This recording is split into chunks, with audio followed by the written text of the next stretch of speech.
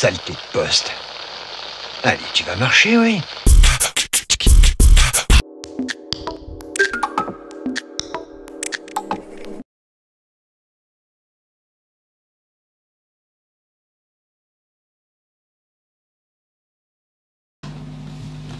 Alors, pour l'évêque du Codeau, acquisition de la propriété située 52 rue du Maréchal Foch, appartenant au consort Busquet, Martéturgie.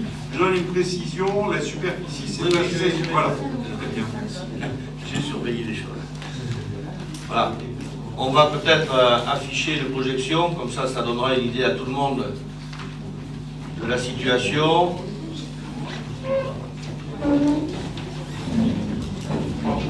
Voilà, en fait, je vais commencer.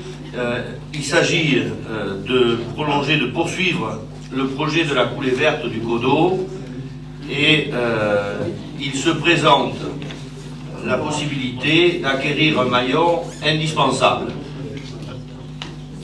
Ah, la technique ne suit pas. C'est aussi efficace que la... Moi, je vais sur l'ordinateur.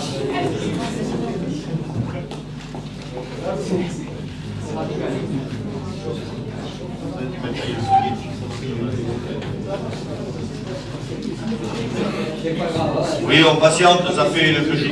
voilà.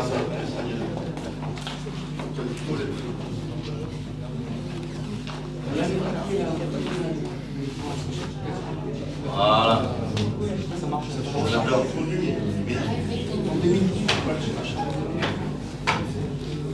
Voilà, donc vous avez là un plan global de la coulée verte, de Combonne jusqu'à la confluence avec la Dordogne. Ce qui est en fluo est ce qui existe déjà et qui nous appartient, c'est de plus ou moins grande largeur. Mais il se présente aujourd'hui la possibilité d'acquérir effectivement la propriété Busquet et Consort, qui est dans le cercle rouge.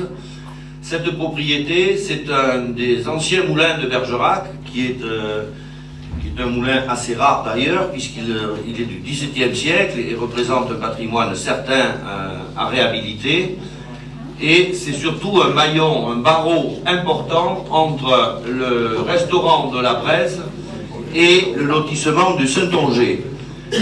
Vous remarquerez également, voilà, vous remarquerez également qu'en prolongement de cette acquisition, le lotissement du Saint-Onger est juste en suivant, voilà, et c'est une affaire qui est en train de se conclure, puisque c'était une bande de terrain qui appartenait au lotissement, et le syndic est en train de nous la rétrocéder. C'est en cours.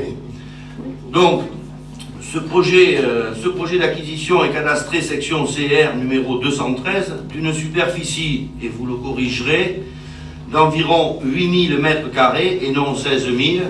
C'est une erreur mécanique qui s'est glissée dans le texte. Ce projet d'acquisition s'inscrit donc dans le cadre dont je viens de parler. Le site, il fait le lien donc entre le site du Pont-Roux et le parc Gaston-Ouvrard, offrant ainsi un itinéraire continu, de qualité et très intéressant sur le plan des patrimoines naturels et historiques. Cette propriété se compose d'un moulin. Voilà, on peut peut-être passer à l'image suivante. Voilà, vous avez la propriété en hachuré rouge, le long du Codeau. Elle est comprise entre le Codeau et son bief, lequel bief alimentait bien évidemment le moulin. Voilà le moulin avec le point rouge, et juste devant, un bâtiment, un hangar tout en pierre, en bon état d'ailleurs, qui servira également. Il y a sur le moulin une restauration de charpente, mais ce qui est remarquable aussi, c'est que ce moulin est démonté, enfin, le mécanisme est démonté, mais il est entier, complet, prêt à être remonté et à fonctionner. Donc je viens de vous dire de quoi elle se composait. Les domaines ont évalué ce bien à 144 820 €. Son acquisition est indispensable à la commune pour les raisons que j'ai évoquées. Un accord a été conclu avec les propriétaires pour un montant de 160 000 €.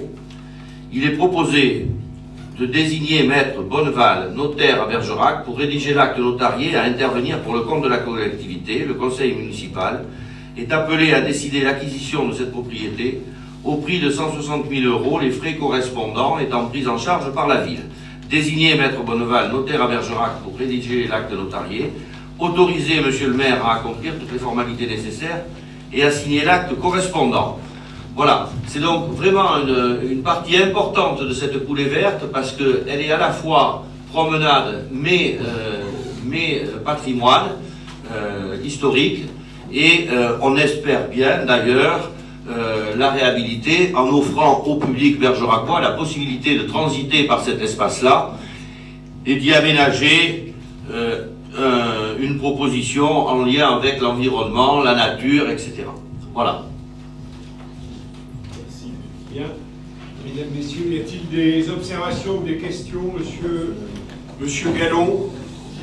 Oui, deux observations. La première, je voulais informer mon collègue Marc que s'il fait des recherches un peu plus poussées, il verra que le site faisait déjà partie des forges royales au XVe siècle. Donc c'est pas le moulin qui nous intéresse, mais c'est peut-être même antérieur à cela, d'une part. Et d'autre part, je suis étonné qu'on utilise toujours le même notaire.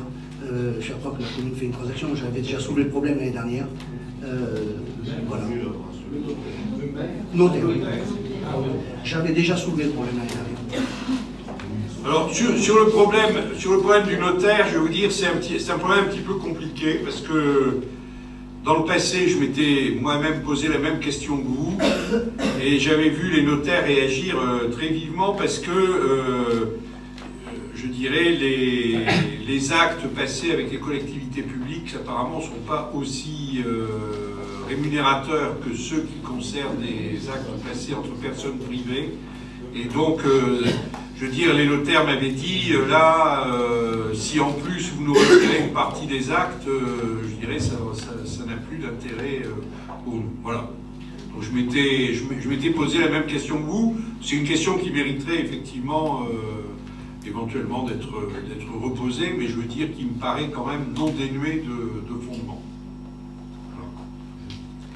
Voilà. Marc Liturgie. Oui, je veux juste rajouter par rapport à l'historique que de toute façon, effectivement, nous, on nous l'a présenté, on me l'a présenté comme ça lors de la visite, on nous l'a présenté comme ça, M. Busquet nous l'a présenté comme tel lors de la visite. Néanmoins, c'est également un sujet qui sera soumis à la commission extra-municipale de l'environnement et du patrimoine, parce qu'il y a matière à réfléchir effectivement à plusieurs, avec tous ceux qui s'intéressent au patrimoine et à l'environnement, pour développer ce patrimoine-là. Voilà. Il y a déjà des projets sur les bâtiments. Et on saisira aussi les spécialistes de l'histoire de Bergerac, M. Laborie et d'autres. D'ailleurs, je reçois demain un groupe d'historiens qui envisagent de travailler sur une histoire de Bergerac, enfin d'historiens qui sont pour une grande partie d'entre eux des universitaires, qui envisagent de travailler sur une histoire de Bergerac. Il existe à l'heure actuelle une histoire de Périgueux qui est assez bien faite, qui vient d'être publiée. Et ce qu'on va essayer de voir, c'est s'il est possible d'engager la même démarche pour Bergerac, parce qu'on manque d'un ouvrage vraiment complet en ce domaine. Nous avions des forges royales à Bergerac. Très bien. Alors, qui est pour? Qui est contre?